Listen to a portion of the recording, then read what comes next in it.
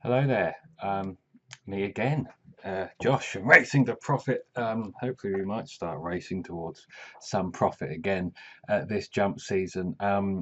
As some of you who've watched the previous ones will know, I'm planning to do one. Let me change that camera a bit. One big race preview every weekend. That's what I was going to say on video, always with the aim.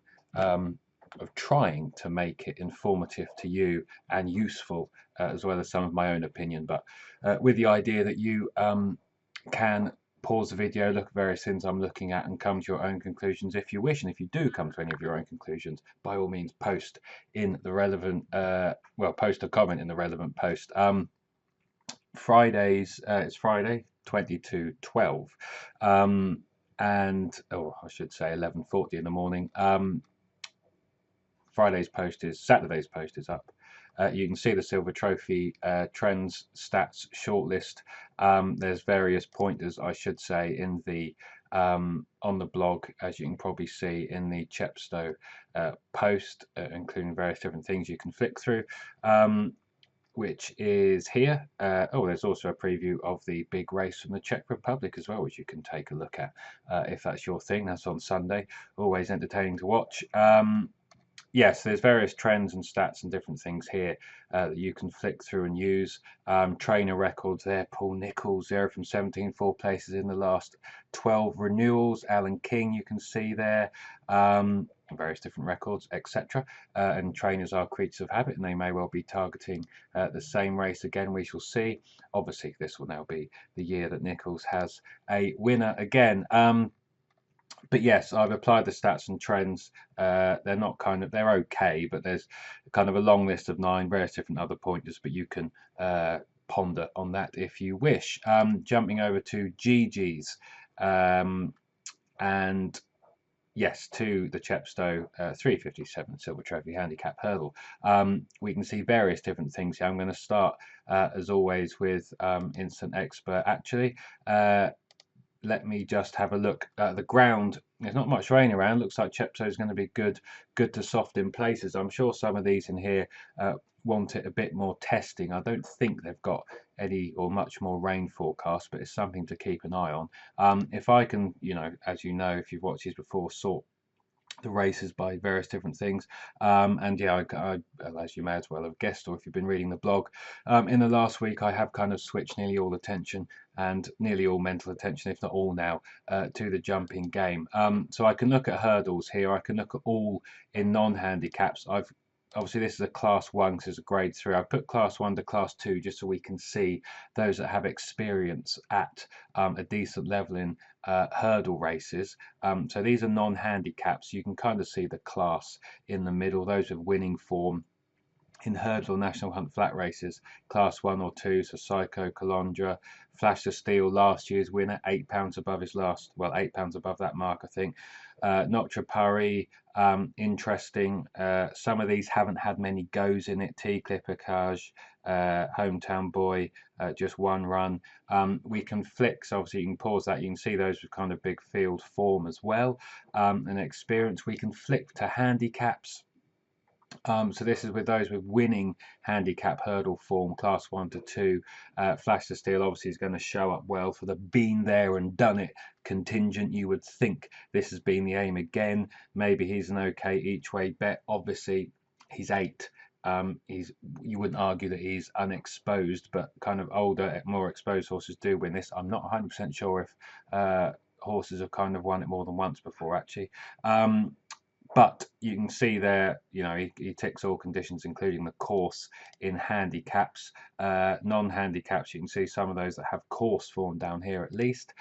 Looking at handicap hurdle form, 1 to 2, Notre Paris, proven £2 above his last winning mark. I'll touch on him in a minute. No shock, he's near the head of the market, given his profile. And what else do I want to say? Yeah, you can kind of look down those in terms of handicap marks and those that are below.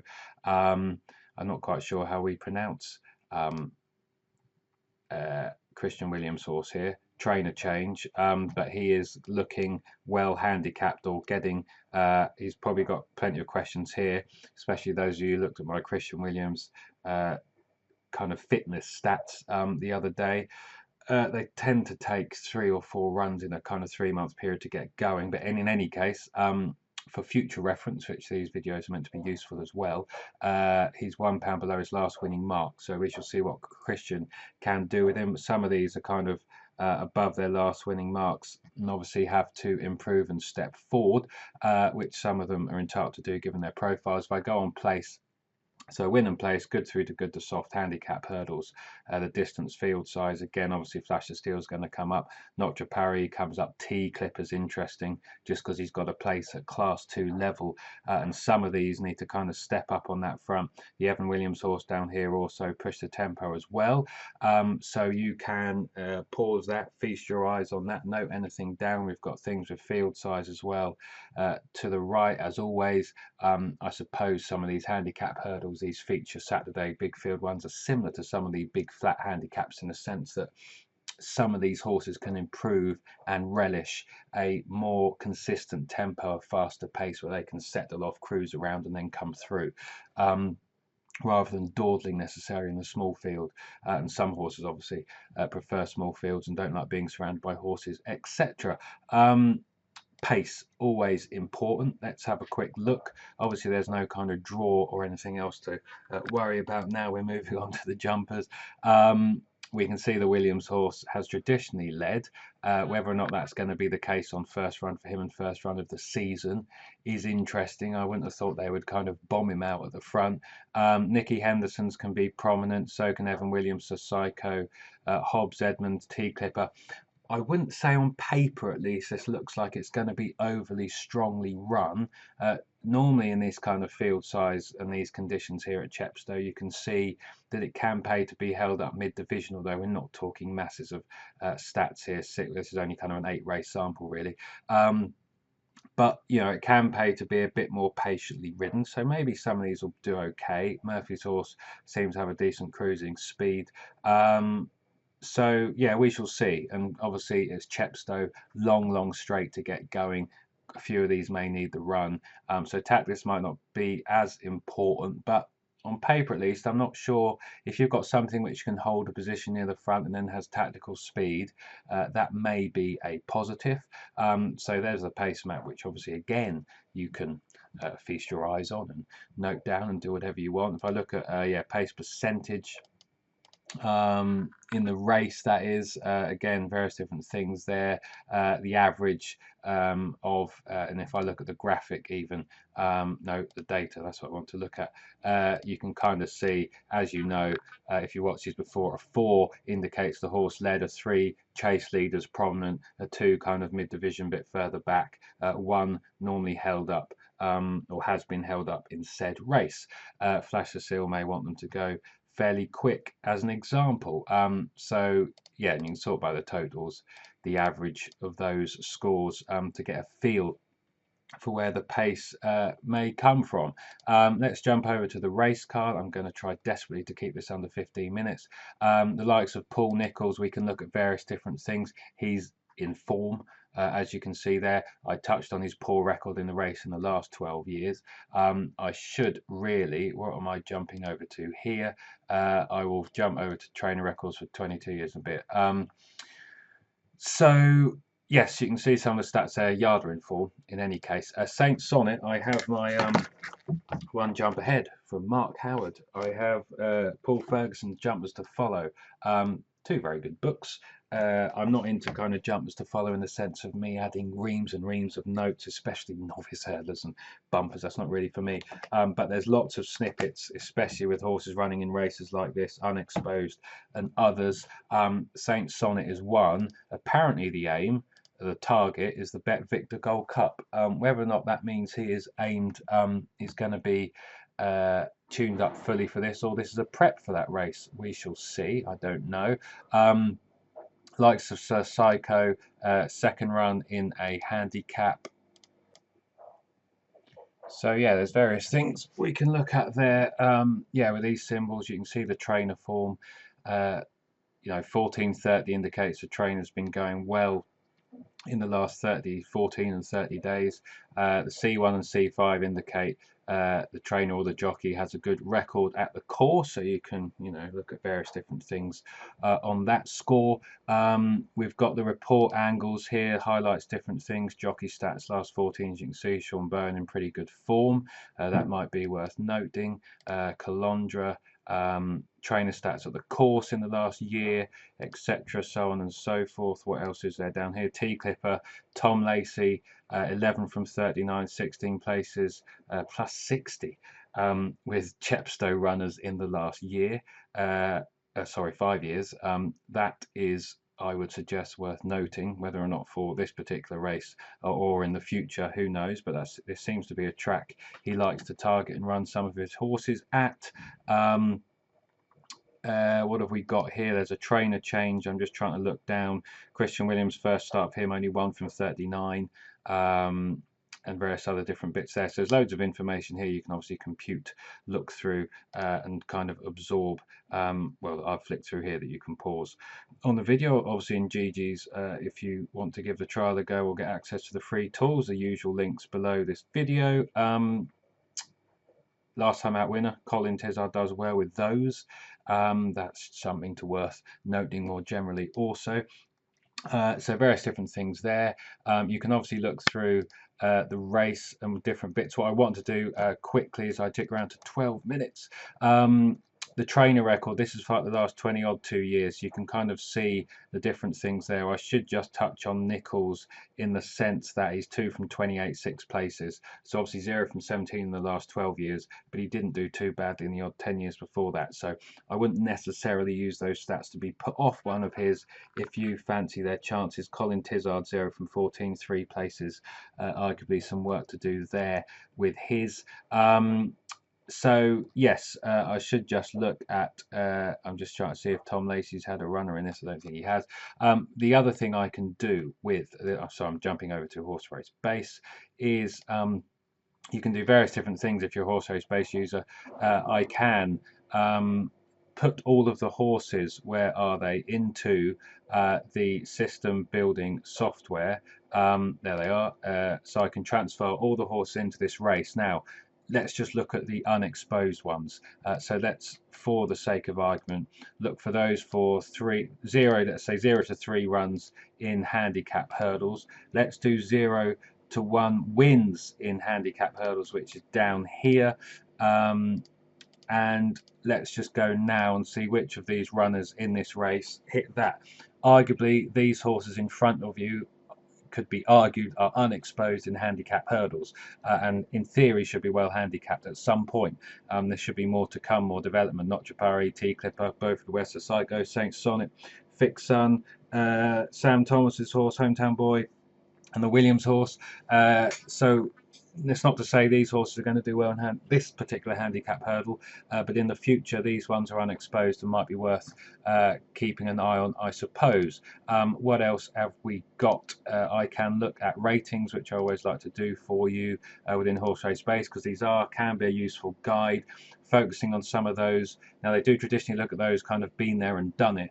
To a point, so you can get some unexposed ones kind of lurking down here, but being kind of in the top echelons isn't a bad thing, not a bad place to be. So you can kind of look at those, ponder, see what you want to with those different ratings and work your way through. But there's certainly a way to give more confidence if you've got a selection, or if you're really bullish on something down here, build it into the price necessarily. It's not to say these can't win down here, obviously, but these ratings are pretty solid as some kind of guide at least. So again, you can pause, do whatever you want there. Class, maybe I'll finish with in terms of an overview here. This is just horses running at different class levels. So you've got a few that have run at Group 1 level or Grade 1 level in their career. So you might want to dive into some of those more closely. You've got, Grade 2, Grade 3. If I look at handicaps, you can see, if I look at handicap hurdles, you can see there, Dino Velvet, Grade 3. So there's not many that have run. Obviously, that was Flash of Steel's winning this last year. So not many that have kind of proven form. It would suggest this is probably fairly open. There's not a kind of load of fully kind of proven listed grade 3 and unexposed handicap hurdlers in this race. But that's going to be interesting, and obviously you can focus on that and pick different bits if you want. What else do I want to focus on? Oh, I thought it may be interesting. Yes, one more thing. Sorry, V4. What am I doing? Horses. I can break down those that have won in this month. So those that have won in October may be interesting. So let's put not zero wins in October. So that means they've won in this month, and they're the horses in front that have previously won in October. Obviously, you can go and check those to see if they've won after a break, etc. So there's various different things I can focus on there. I know I'm going on a bit again. I think I've focused on all the kind of main things there. You can feast your eyes. All these horses doing something different. Up 2 classes, up 4, up 1. I'm trying to see if there's any first time headgear as such. You've got wind up, third run after wind up, second run in blinkers. There's a few of these with headgear. I suppose I will finish off. I have been through this kind of to a point through my shortlist. I haven't watched all the videos. There are 2 which look interesting to me.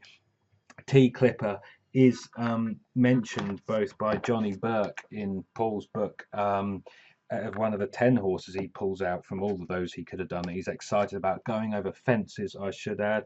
Tom Lacey gets a mention in one, well, both actually, in Mark Howard's book as well. They like him. Johnny Burke thinks he should have won on him at Huntington. The winner there got an easy lead. Obviously, that hasn't worked out too well yet, but I am in no doubt that 134 underestimates T Clipper.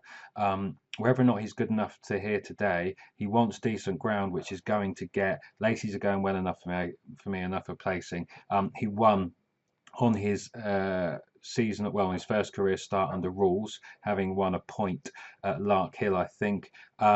This kind of trip should be ideal. He does need to tidy up his jumping, although it got better at Huntington. I think he'll sit handier. Johnny Burke may well have been instrumental in saying, let's have one more go over hurdles because he's well in, and I should have won at Huntington.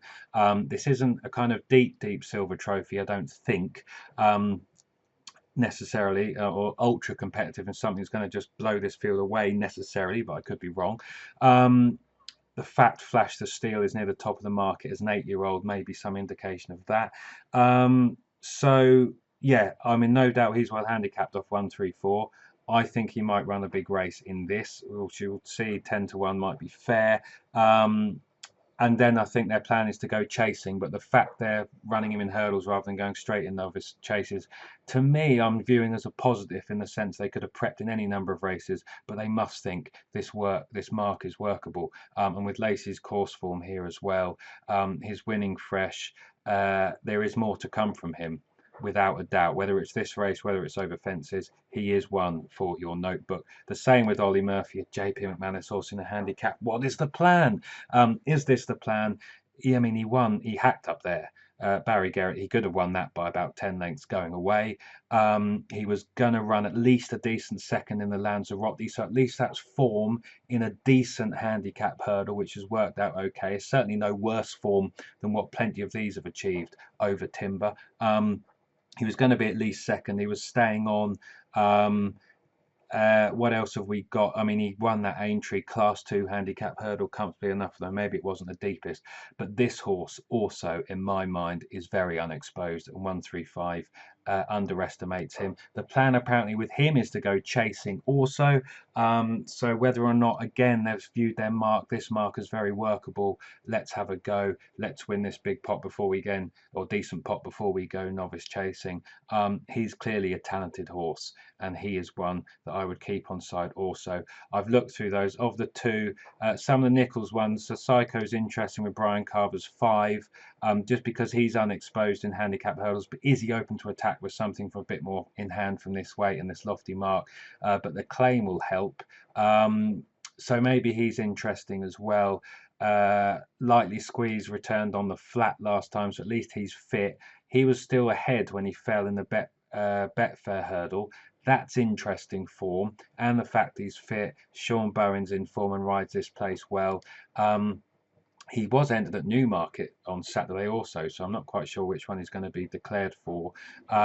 So maybe those 4 I've mentioned to me at least, looked the most interesting. Tizard's because of his record in the race, maybe I'd want a bigger price. The Hobbs horse has to step up, may want softer ground. But like I said, I've looked through this to a point, but I need to probably do a bit more in depth. And the idea of this video isn't to dissuade you from anything or to draw you into anything necessarily. Do draw your own conclusions, but there's some ideas and thoughts of mine, and hopefully 20 minutes, 5 minutes longer than planned, this video has been of some use. So best of luck with any selections or ideas or tips. Do post them in the comments if you so wish. And yeah, good luck, happy punting. Enjoy the first Saturday of proper winter jumps racing. I certainly will. This is Josh saying until next time, thanks for watching. Bye for now.